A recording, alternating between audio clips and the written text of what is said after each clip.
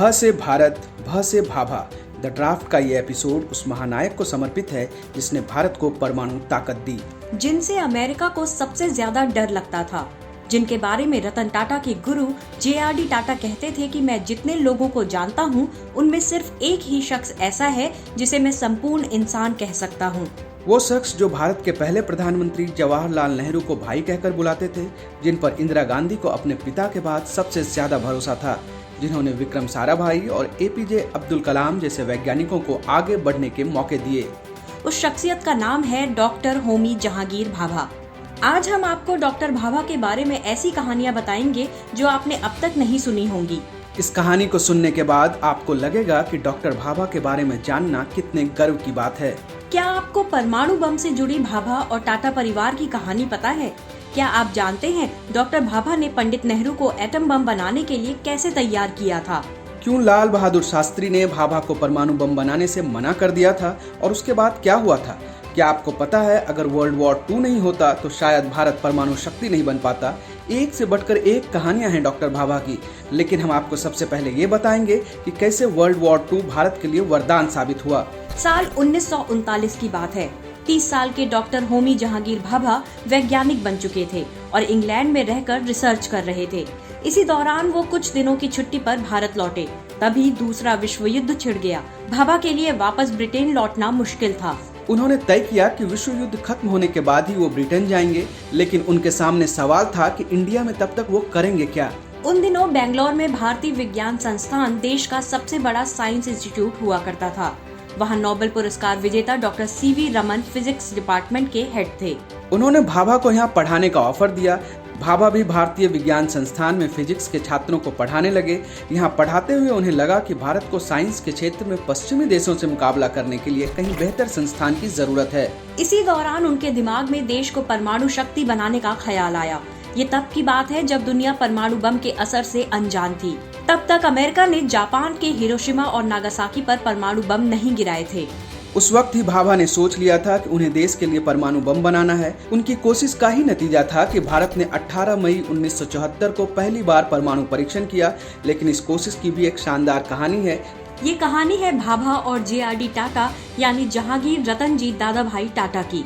साल 1943-44 की बात है। भाभा का एक ही सपना था कि कैसे भारत को परमाणु शक्ति बनाया जाए, लेकिन इस सपने को पूरा करने के लिए जो सबसे पहली जरूरत थी वो थी फंडिंग, पैसे। अब सवाल था कि फंड आएगा कहां से? जवाब था JRD टाटा, जो उस समय टाटा ग्रुप के चेयरमैन थे। कहा जाता है कि पहली मीटिंग में भाभा ने JRD टाटा के सामने प्रेजेंटेशन दिया और इस प्रेजेंटेशन में उनका जोर एक ऐसा परमाणु संस्थान बनाने पर था जहां परमाणु बम बनाने के लिए रिसर्च किया जा सके।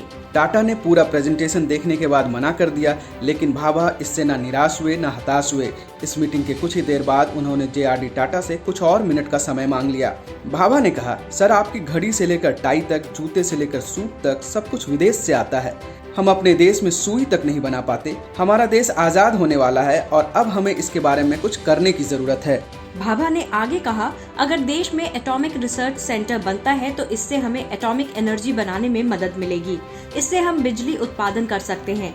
जब हमारे पास बिजली होगी तो कारखाने लगेंगे, रोजगार होगा, अपने देश में जरूरी सामानों का उत्पादन कर सकेंगे। सोचिए सर, अब हमारा देश आजाद होने वाला है। इस बार JRD टाटा उनकी बातों से बहुत प्रभावित हुए। उन्होंने भाभा से कहा, ठीक है मैं आपके साथ हूँ, आप काम शुरू कीजिए, पैसे की कमी नहीं होने दूंगा। इस तरह 1 जून 1945 में Tata institute of fundamental research यानी TIFR की शुरुआत हुई।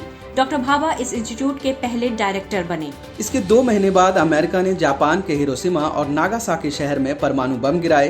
3 महीने बाद दूसरा वर्ल्ड वॉर खत्म हो गया।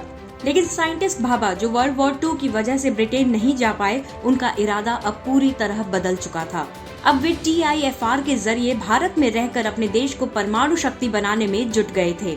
साल 1949 में टाटा इंस्टीट्यूट का ऑफिस गेटवे ऑफ इंडिया के पास ओल्ड यॉट क्लब में शिफ्ट कर दिया। साल 1954 में भाभा ने एक और नया संस्थान बनाया जिसका नाम रखा गया एटॉमिक एनर्जी एस्टेब्लिशमेंट ट्रॉम्बे। इसका मकसद था भारत को परमाणु के क्षेत्र में आत्मनिर्भर बनाना। इस संस्थान को आज आप भाभा एटॉमिक रिसर्च सेंटर यानी BARC के नाम से जानते हैं। BARC का दफ्तर मुंबई के ट्रॉम्बे इलाके में है। खास बात यह है कि जमीन तलाशने से लेकर पूरी इमारत को बनाने का काम भी भाभा की देखरेख में ही पूरा हुआ। एक और इंटरेस्टिंग बात यह है कि इस इमारत का उद्घाटन भी पंडित नेहरू ने किया था। 15 अगस्त 1947 को भारत आजाद हुआ तो डॉक्टर भाभा को लगा कि देश को परमाणु शक्ति बनाने का सपना नेहरू की मदद से पूरा किया जा सकेगा। बात 26 अप्रैल 1948 की है। यूरोप और अमेरिका के दौरे से लौटने के बाद डॉक्टर भाभा ने पंडित नेहरू को एक चिट्ठी लिखी। चिट्ठी लंबी थी लेकिन इसमें 2 सलाह महत्वपूर्ण थे। भाभा ने नेहरू को पहली सलाह दी थी कि अगर भारत को आधुनिक बनाना है, अगर अमेरिका और यूरोप की तरह यहाँ विकास चाहिए तो हमें परमाणु ऊर्जा पर काम करने की जरूरत है। दूसरी सलाह ये थी कि परमाणु ऊर्जा पर एक आयोग का गठन किया जाए जिसमें सिर्फ 3 वैज्ञानिक शामिल हों और इस टीम की रिपोर्टिंग सीधे प्रधानमंत्री को की जाए। बीच में कोई और मंत्रालय या कोई और व्यक्ति न हो।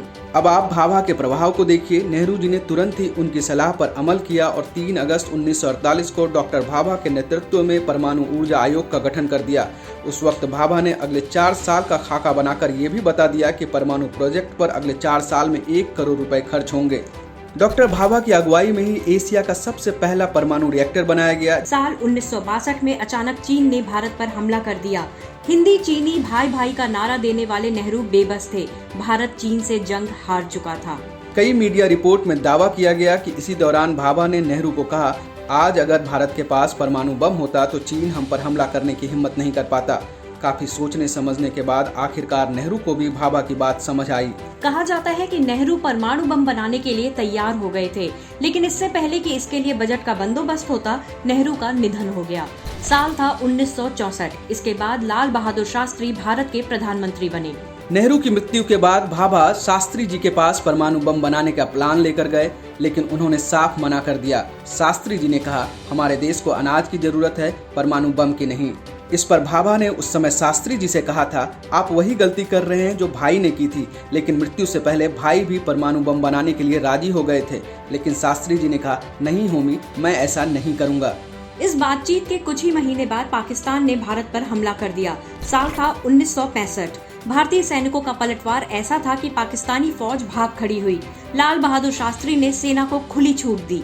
परिणाम ये रहा कि हिंदुस्तानी फौज लाहौर तक घुस गई। उसके बाद भारत और पाकिस्तान के बीच ताशकंद समझौता हुआ। समझौते के बाद ताशकंद के होटल में ही शास्त्री जी की संदिग्ध परिस्थितियों में मौत हो गई।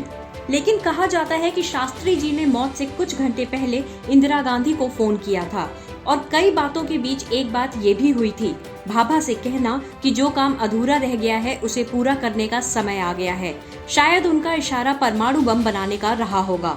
इंदिरा गांधी ने शास्त्री जी की ये बात भाभा को बताई। उसके बाद डॉक्टर भाभा परमाणु बम बनाने के मिशन में जुट गए। 1965 में ही भाभा ने एक इंटरव्यू के दौरान कहा, अगर उन्हें इजाजत मिले तो वो सिर्फ 18 महीनों में परमाणु बम बना सकते हैं। इस इंटरव्यू के कुछ महीने बाद ही 24 जनवरी 1966 को प्लेन क्रैश में डॉक्टर भाभा की मौत हो गई।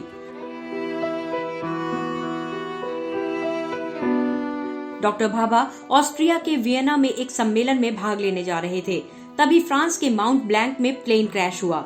आरोप लगते रहे हैं कि यह हादसा नहीं था, साजिश थी और इस साजिश के पीछे अमेरिका की खुफिया एजेंसी CIA थी। डॉक्टर भाभा की मौत शास्त्री जी की मौत के 2 हफ्ते के अंदर हो गई, लेकिन मौत से पहले डॉक्टर भाभा ने परमाणु बम बनाने की मजबूत नींव तैयार कर दी थी। भाभा की मौत के 6 साल बाद 18 मई 1974 को भारत ने पहला परमाणु परीक्षण किया। राजस्थान के पोखरण में किए गए परमाणु परीक्षण का कोड नेम था स्माइलिंग बुद्धा। उस वक्त भारत की प्रधानमंत्री इंदिरा गांधी थी। इसके 24 साल बाद 11 मई 1998 को इसी पोखरण में भारत ने दूसरी बार परमाणु परीक्षण किया, जिसके बाद भारत परमाणु शक्ति बन गया। उस वक्त भारत के प्रधानमंत्री थे अटल बिहारी वाजपेयी। इस ऑपरेशन का कोड नेम था ऑपरेशन शक्ति। इसमें APJ अब्दुल कलाम जैसे वैज्ञानिकों की अहम भूमिका थी। खास बात यह है कि कलाम भी डॉक्टर भाभा की तरह परमाणु बम बनाने की थ्योरी का हमेशा समर्थन करते थे। कलाम ने अपने शुरुआती करियर में डॉक्टर भाभा से बहुत कुछ सीखा था और जब गुरु दक्षिणा देने की बारी आई तो उन्होंने भारत को परमाणु बम देकर अपनी गुरु दक्षिणा दी। दोनों ही परमाणु परीक्षण के दिन बहुत इंटरेस्टिंग स्टोरी है, ये आपको दूसरे एपिसोड में बताएंगे। साथ ही डॉक्टर भाभा की मौत का पूरा सच जानने के लिए हम अलग से एक वीडियो बनाएंगे। लेकिन वीडियो कितनी जल्दी आएगा ये इस बात पर निर्भर करता है कि आप डॉक्टर भाभा पर हमारे इस एपिसोड को कितना पसंद करते हैं। आपको द ड्राफ्ट का ये एपिसोड कैसा लगा हमें जरूर बताइए। लाइक कीजिए, कमेंट कीजिए और शेयर करना मत भूलिएगा।